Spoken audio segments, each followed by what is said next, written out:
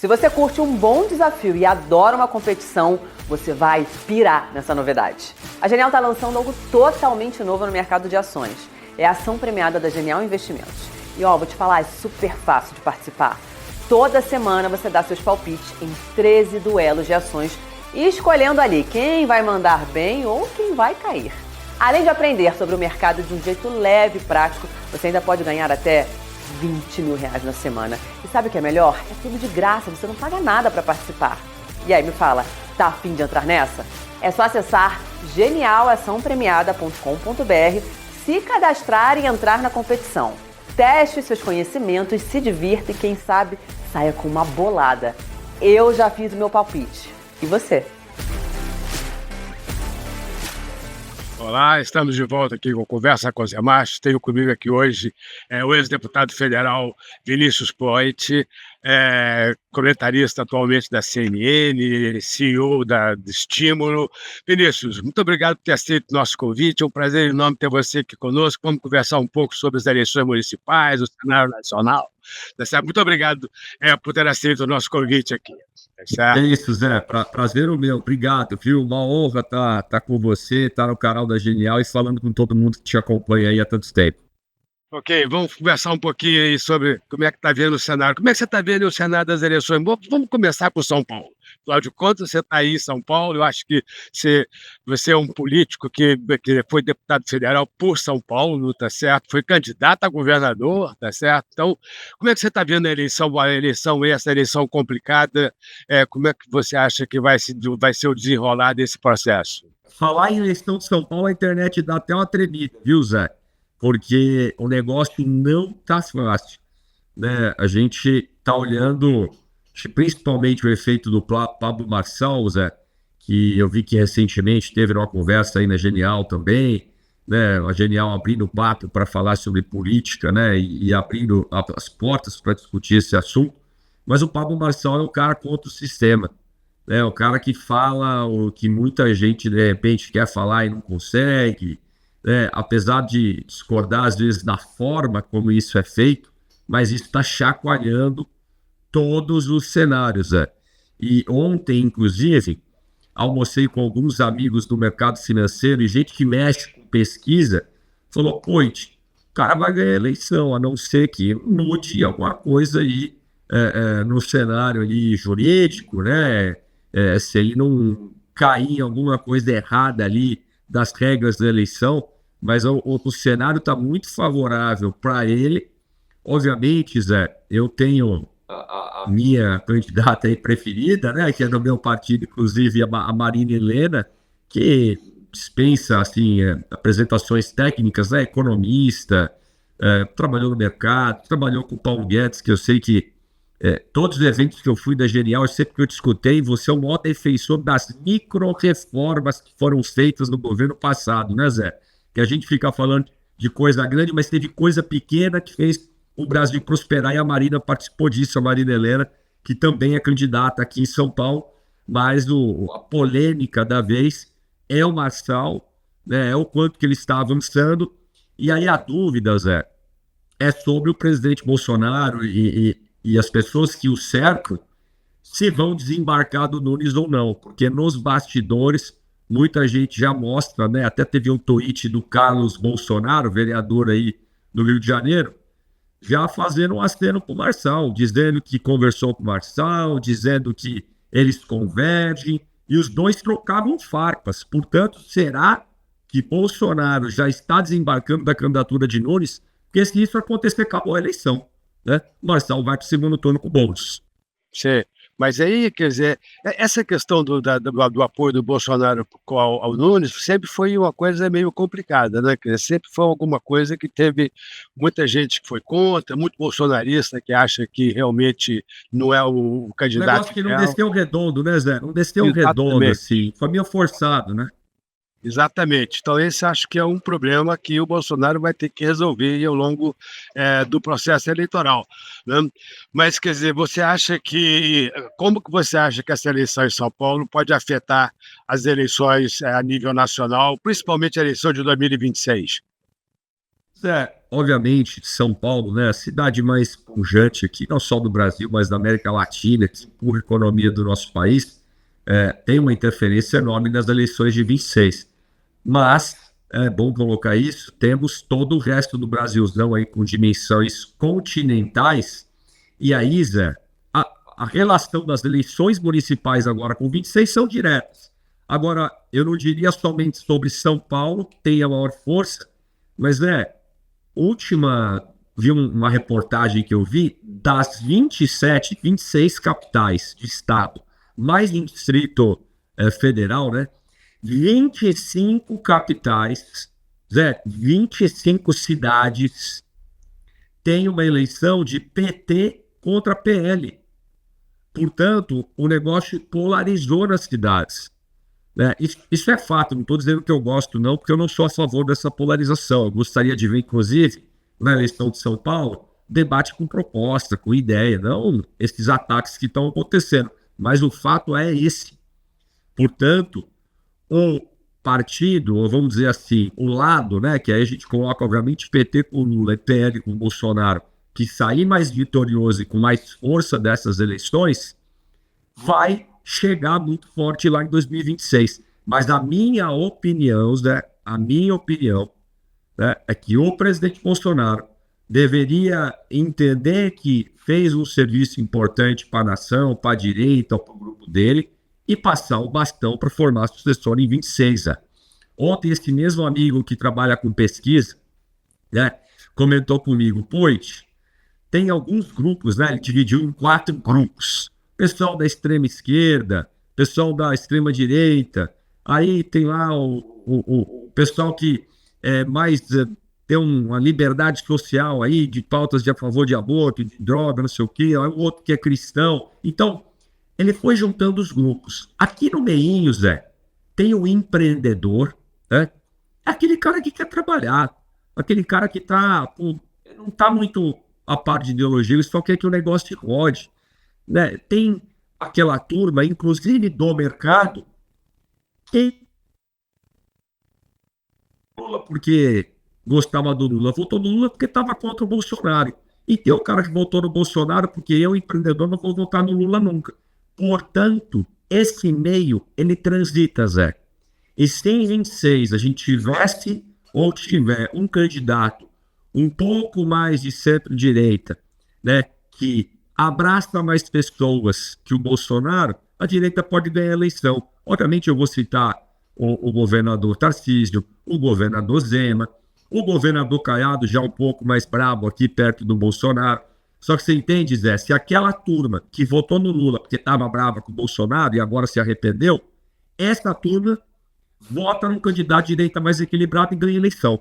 Então eu só queria colocar essas 2 ponderações.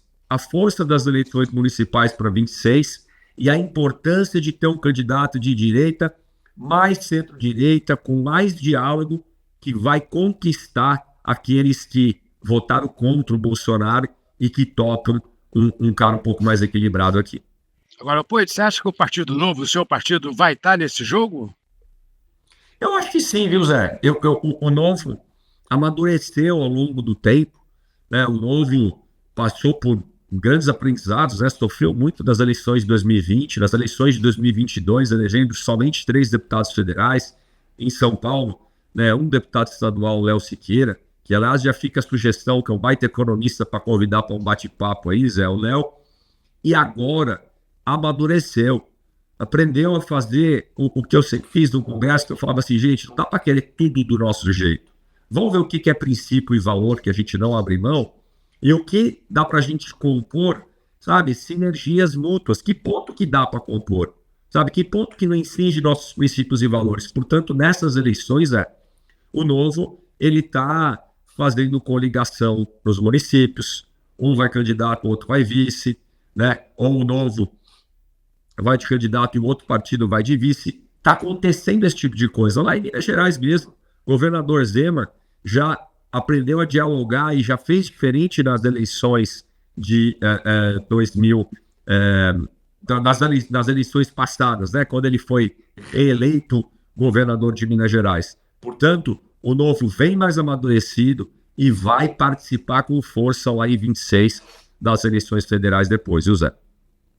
Muito bom, acho que realmente vai ser um cenário interessante. Agora, deixa eu mudar um pouquinho de assunto. Tem uma crise aí monumental entre o ministro do Supremo Tribunal Federal, Alexandre de Moraes, e o empresário Elon Musk. Como é que você está vendo esse processo, as decisões do ministro Alexandre de Moraes em relação ao site X e a Starlink, e essa questão de usar os recursos da Starlink para pagar multas do X. Como é que você está vendo esse processo, o Poit? Você acha, quer dizer, eu acho que é um processo extremamente complicado, muito delicado, tá certo? Mas, quer dizer, eu acho que tem aí coisas acontecendo que são realmente muito preocupantes. Como é que você está vendo isso, Poit?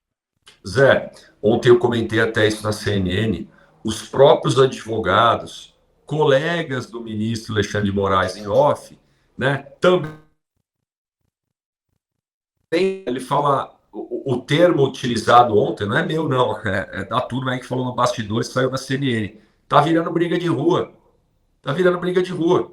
né? Imagina que um ministro intimou o Twitter, o X, usando o X, intimou pelo X.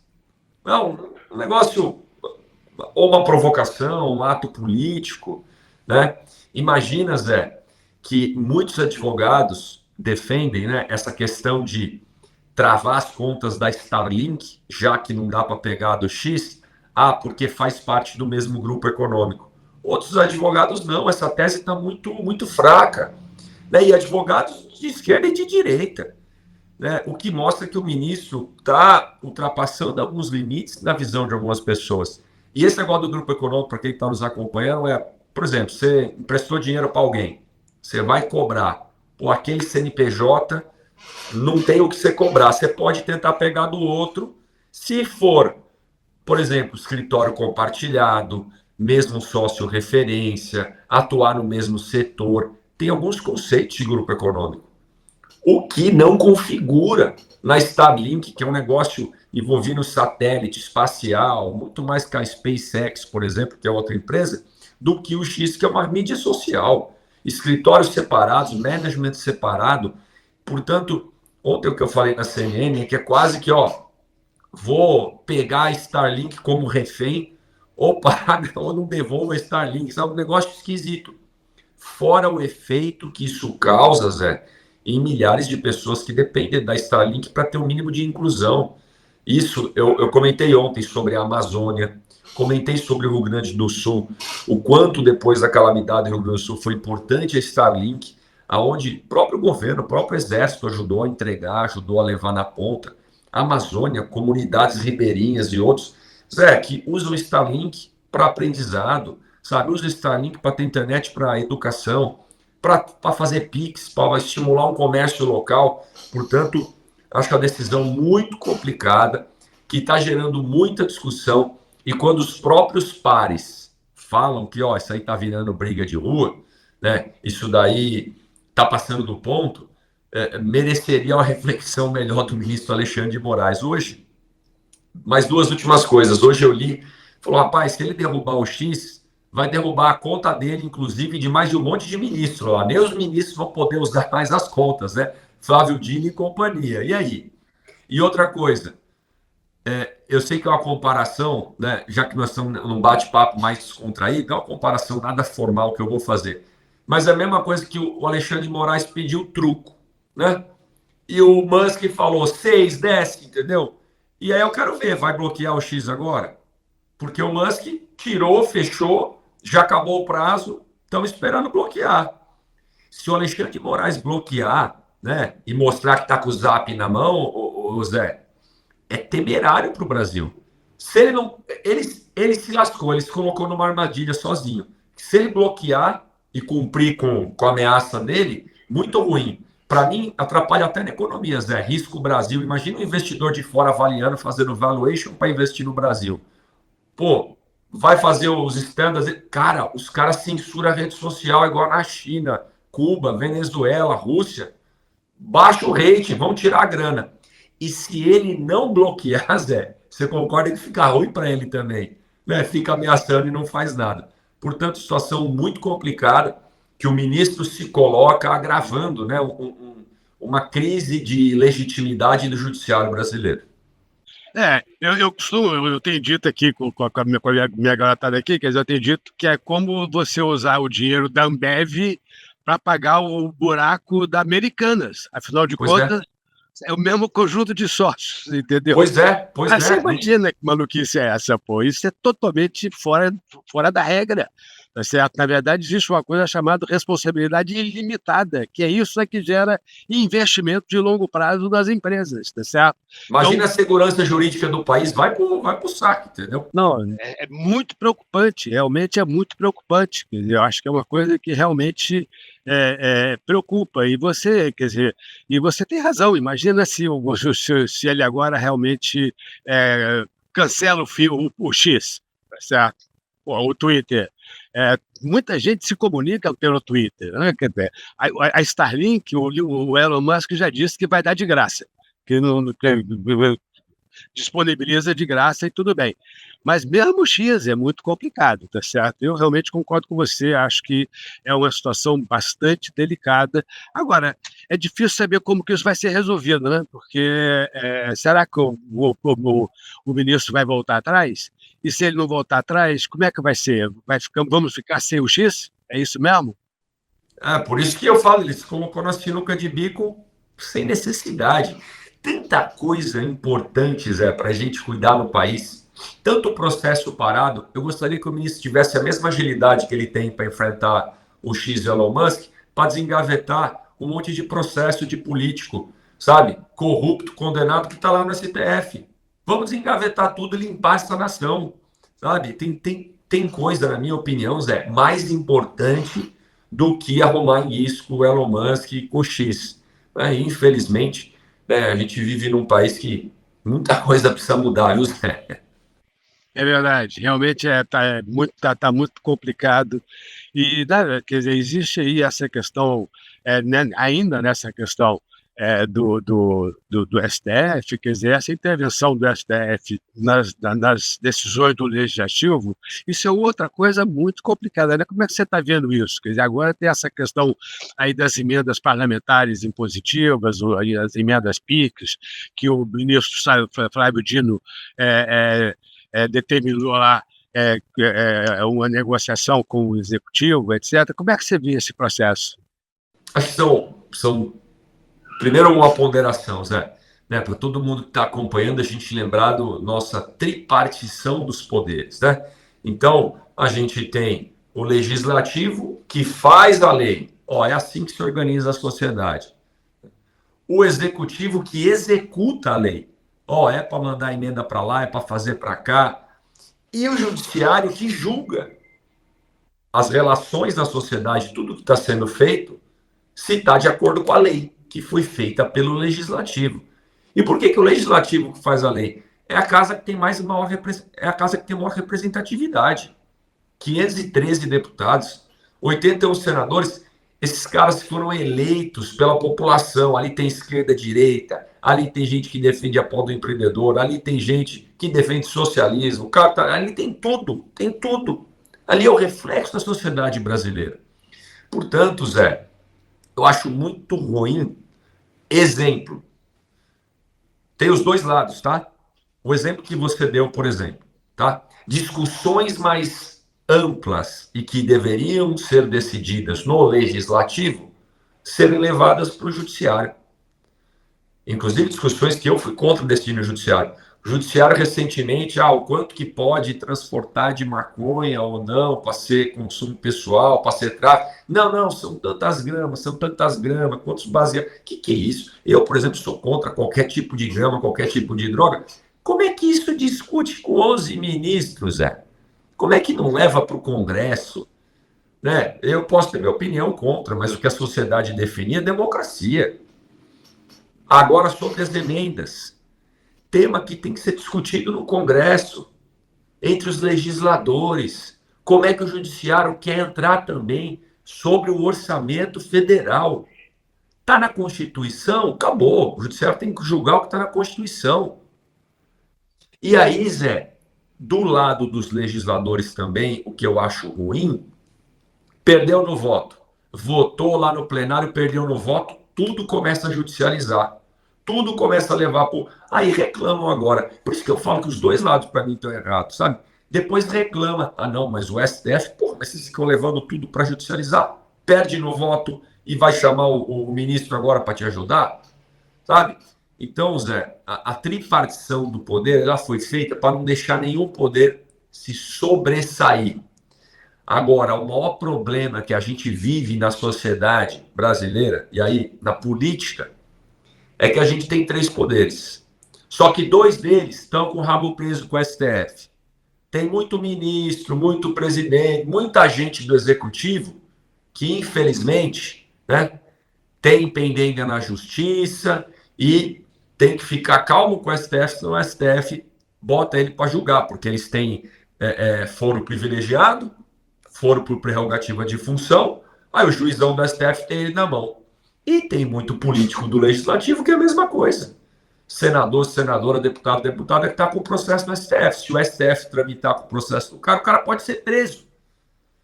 Portanto, o STF está com muito poder na mão, Zé. E é essa que é a desbalanceada. Não dá para a gente ter um juiz que julga o legislador e o executivo, né?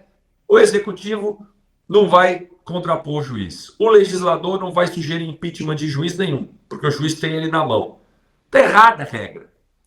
Falo para todos os eleitores. Número 1, a gente tem que votar em quem não tem rabo preso para estar no legislativo, porque aí sim vai enfrentar. Obviamente, eu tenho os exemplos mais próximos de mim, que não tem como eu não citar ele, o Marcel Van Hatten, o Girão lá no Senado, o próprio senador Rogério Marinho e outros de outros partidos, que têm coragem de enfrentar o judiciário, porque aí sim vai ter um balanceamento. Porque esses caras não têm rabo preso, esses caras não podem ser, de alguma maneira, pressionados ou ter um poder de barganha no judiciário para pressionar ele a não enfrentar. E aí, depois que a gente tiver políticos corajosos eleitos deputados federais, deputada, senador, senadora, a gente mudar essa lei, Zé, de indicação para o judiciário. Porque não dá para ficar um negócio que um advogado que minimamente tem um bom relacionamento com o presidente da República vira ministro. Pô, mas será que está certo isso? Será que não tinha que ter algum tipo de concurso ou aprovação maior da sociedade, inclusive da sociedade, dos próprios advogados? É só o advogado ter proximidade com o presidente da República, tá lá, vai virar ministro. Que isso? E não tem aposentadoria para esses caras, né? O tal da PEC da Bengala, que o Paulo Ganimi, né, ex-deputado federal aí do Rio, junto comigo, colocou uma PEC, ó, vamos limitar a idade da turma para estar lá, porque senão o cara fica vitalício lá. Entra um ministro, sem juízo de valor contra ele, mas entra ministro como o Zanin, super jovem, o cara vai ficar 30 anos lá no STF, Zé. Então, assim, número 1, botar gente no legislativo que não tem rabo preso, para ter coragem de, por exemplo, sugerir um impeachment do ministro, para ter coragem de mudar as regras de indicação no STF, sabe? Essa é a prioridade, porque senão nós vamos ficar aí, ó, com esse conflito de interesse, ninguém enfrenta e o STF manda no Brasil. O Poito, mas tem uma coisa que me preocupa, você tem toda a razão, concorda? A primeira coisa é acabar com o foro privilegiado, acho que isso é super importante, porque isso significa que o legislador não vai estar nas mãos do judiciário na hora de ser julgado, tá certo? Então acho que isso você tem toda a razão. Agora tem uma coisa que é muito preocupante, que é o fato de que, do jeito que as coisas estão neste momento, tá certo? O juiz, se o juiz quiser, ele determina quem é que ele vai julgar. É o caso, por exemplo, que está acontecendo com a questão a turma do 8 de janeiro lá, que está sendo julgado pelo Supremo sem ter foro privilegiado. Não tem nenhuma razão para essas pessoas, pelo menos na minha pequeno conhecimento jurídico, não tem nenhum, mas a minha intuição me diz que, escuta, olha aqui, ó, esse é um cidadão comum, ele tem que ser julgado em primeira instância, não é esse o ponto? E como que o juiz determina que vai ser julgado pelo Supremo e não em primeira instância? Então, eu acho que esse é um problema grave, quer dizer, vai além da legislação. Né? Se eu tenho razão, e é provável que eu tenha, vai além da legislação, né? Você está, na verdade, não cumprindo a lei. A lei te diz que você deveria ser julgado em primeira instância. Como resolve isso? Zé, são dois. Primeiro, são dois pontos, né? O que está na lei e o que não está. O que está na lei, Zé, já é bem problemático e precisa de melhoria, né? Dá superpoderes para alguns juízes.